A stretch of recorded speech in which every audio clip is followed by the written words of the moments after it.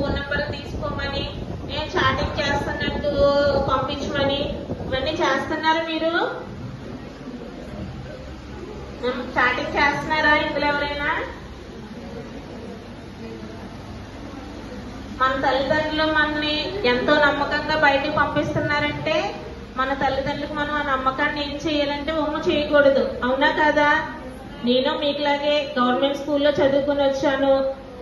నేను మీకులాగే మా తల్లిదండ్రులు వ్యవసాయ ఫ్యామిలీ ఇప్పటికీ కూడా మా తల్లిదండ్రులు వ్యవసాయమే చేస్తున్నారు. ఇక్కడ ఉన్న కొంతమంది సార్ కూడా తెలుసు.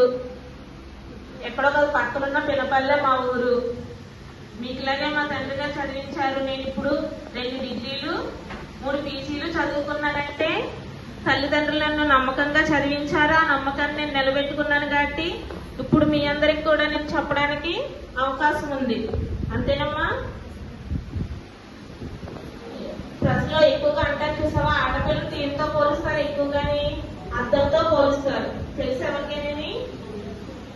అద్దం ఏంటంటే మన ప్రతిబింబం ఎలా ఉందో కనిపిస్తుంది. అవునా కదా? అంతేనమ్మా?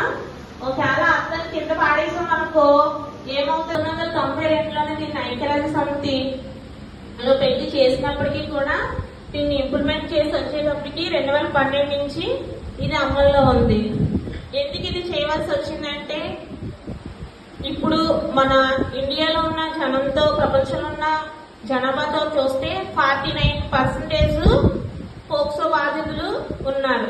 49%, 50% వరకు పోక్సో ఇంత ఇదిగా ఉందంటే ఎంత విచ్చలవిడిగా ఉంది. దీనికి కారణం ఏంటంటే మెయిన్ కారణం వ్యసనాలు. ఆ వ్యసనాలు ఏంటంటే డ్రగ్స్, గంజాయి, డ్రింక్ చేయడం, మెయిన్ ఫోన్లో అశ్లీల నృత్యాలు చూడటం. ప్రోన్ యాప్లు ఏంటంటే 24 hours కూడా ఇప్పుడు వెబ్సైట్ లో వస్తున్నాయి. ఇంతకు ముందు అయితే అలా ఉండే కాదు. ఇప్పుడు ఎప్పుడు ఉండడం వల్ల ఏంటంటే పిల్లలు దానికి అలవాటు పడిపోయి చేస్తున్నారు.